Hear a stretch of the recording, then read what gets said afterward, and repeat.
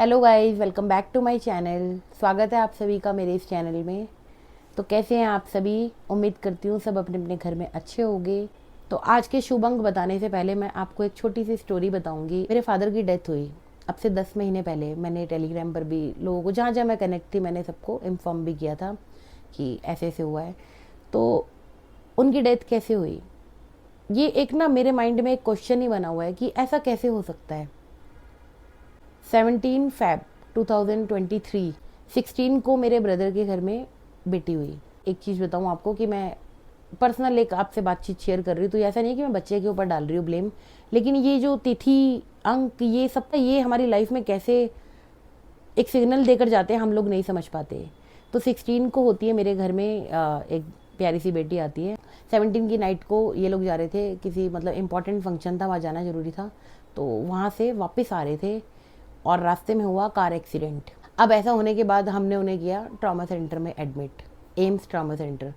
वहाँ उन्होंने कहा कि इनका जो हार्ट है वो 25% काम कर रहा है पहले ही, हम उसके ऊपर सर्जरी नहीं कर सकते, बहुत रिस्की है। कि वैसे तो चांसेस है चलो ये 6 महीने में साल भर में कभी रिकवर कर जाए, लेकिन अगर हमने सर्जरी की, इनको एनेस्थीसिया दिया, तो ये इनके बचने के चांसेस बहुत कम है।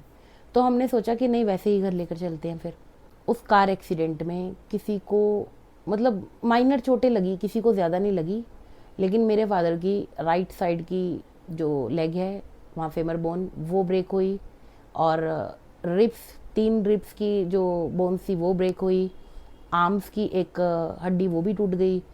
तो उनको ना बहुत ज़्यादा डैमेजेस हुए, और उससे पहले ही उनके बीपी लो की वजह से पिछले 3 साल से उन्हें दिखाई देना भी बंद हो गया था। मीन्स वो बहुत कम देख पा रहे थे लास्ट में। फिर हम घर लेकर आए उन्हें। जब हम उन्हें घर लेकर आए सेम डे जब वो घर गए, तो उसी दिन वो बच्चा भी हॉस्पिटल में था, उसे भी लेकर आए। अब ऐसे करते करते करते करते हम लोगों ने सेवा की, खूब उम्मीद की कि वो ठीक हो जाएंगे। 3 महीने बाद डेट आती है 17 मई 2023 ही है। नॉर्मल लाइफ चल रही थी, सब कुछ ठीक चल रहा था। तो रात को उन्हें क्या हुआ, उन्हें थोड़ी बहुत खांसी हुई, तो ऐसे लगा कि सबको लगा कि भाई वैसे नॉर्मल होगी। ठीक उसके 1 घंटे बाद मेरा ब्रदर आया मम्मी के पास कि मम्मी डैडी को उठाओ, आइसक्रीम खिलाओ, डैडी को अच्छी लगती है। तो मम्मी ने बोला ठीक है तू जा, तू देख ले वो सोए हुए हैं।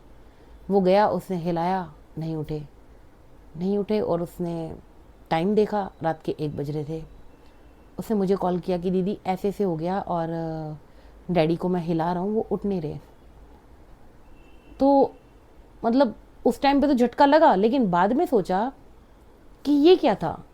17 तारीख को उनका एक्सीडेंट होता है रात के 1 बजे, और ठीक 3 महीने बाद 17 तारीख को रात को 1 बजे वो चले जाते हैं। इसमें तो हमें ये समझ में आया कि भाई वो 3 महीने ग्रेस पीरियड मिल गया लाइफ का, क्योंकि हम लोग बहुत रो रहे थे जिस दिन एक्सीडेंट हुआ था। अब वो जो डेट है ना, देखो शायद अगर हमें किसी ज्योतिष ने, किसी ने भी हमें वो अंक बताया होता कि भाई 17 तारीख इनके लिए बहुत डिफ़िकल्टीज वाली, थोड़ा ध्यान रखना, तो शायद हम लोग भी रखते और कुछ तो कर सकते। लेकिन उनके जाने के बाद बस सोचते रहे, और वहाँ से मैं पहले ही न्यूमोलॉजी में थी, मैंने अंकों को पकड़ना और तेज़ी से शुरू कर दिया कि भाई इसमें सारे राज होते हैं जो कि छोटे छोटे से होते हैं, हम लोग नहीं समझ पाते। लेकिन अगर हम किसी स्पेशलिस्ट के पास, हम सिंपल लैंग्वेज में कहें, हम किसी ज्योतिष के पास भी जाते हैं, तो वो हमें बताते हैं कि ये वक्त आपके लिए अच्छा है और ये बुरा है, और साथ में ये भी बताते हैं कि भाई आपके लिए इस टाइम पर शनि चल रहा है, तो थोड़ा सा आपको इन चीज़ों से बचकर चलना है। तो ये सब कुछ परसेंटेज लोग होते हैं जो वेस्ट ऑफ टाइम समझते हैं, वेस्ट ऑफ टाइम नहीं होता। ये हमारी लाइफ से बहुत रिलेट करते हैं और इन्हें आप लोगों को समझना चाहिए। इन 10 महीने के अंदर मेरे फादर के जाने के बाद मैं ये लगा लो मैं मेंटली अभी तक ठीक नहीं हुई हूँ। मुझे वो सदमा है ना कि नहीं कैसे चले गए।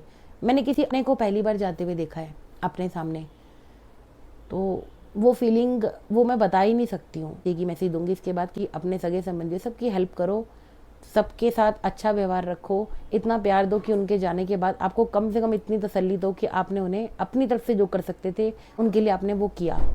अगर आपने वो भी नहीं किया हो तो बहुत दुख होता है। कि ये अंक सिर्फ हमारे जन्म और मरण की एक तिथि नहीं होती, ये बहुत कुछ होते हैं जो कि हमें सिम्बल्स देते हैं लाइफ में कि हमें क्या करना है, लेकिन बस हम समझ नहीं पाते क्योंकि हम समझना चाहते नहीं हैं। अंक ज्योतिष में जब हम किसी भी अंक को निकालते हैं तो सबसे पहले हम लेते हैं तिथि, महीना, उसके बाद फिर आगे आप अपना आपका बर्थडे, उन सबको इंक्लूड करके फिर हम पहुंचते हैं भाग्यशाली नंबर तक। अब जो मैं भाग्यशाली नंबर बनाती हूँ उसके अंदर मैं अपने पैटर्न को यूज़ करती हूँ, जो कि FQ पैटर्न है। तो उस पैटर्न को मैंने टेलीग्राम पर भी दिखाया आप लोगों को, यूट्यूब पर भी दिखाया, इंस्टा पर भी दिखाया है। तो आप में से बहुत लोग हैं जो कि बहुत अच्छा बना रहे हैं। जिसका सबसे अच्छा लगेगा उस पैटर्न को मैं आप लोगों के साथ शेयर करूंगी, क्योंकि जिनको नहीं आता है, जो अभी स्टार्टिंग कर रहे हैं वो आगे का सीख लेंगे, जो आगे का कर रहे हैं शायद हो सकता है वो उससे भी आगे का सीख लेंगे, क्योंकि सबके माइंड अलग है और बनाने का तरीका अलग है। सब लोग अपने अपने दिमाग से बना रहे हैं और बहुत मेरे हिसाब से लोग मेहनत कर रहे हैं, वो दिख रहा है।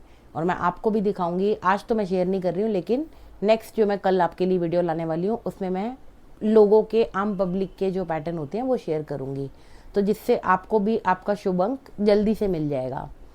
और जो लोग न्यूमरोलॉजी में विश्वास करते हैं उन लोगों को पता होगा कि इससे मतलब ये बहुत छोटी चीज़ नहीं होती है।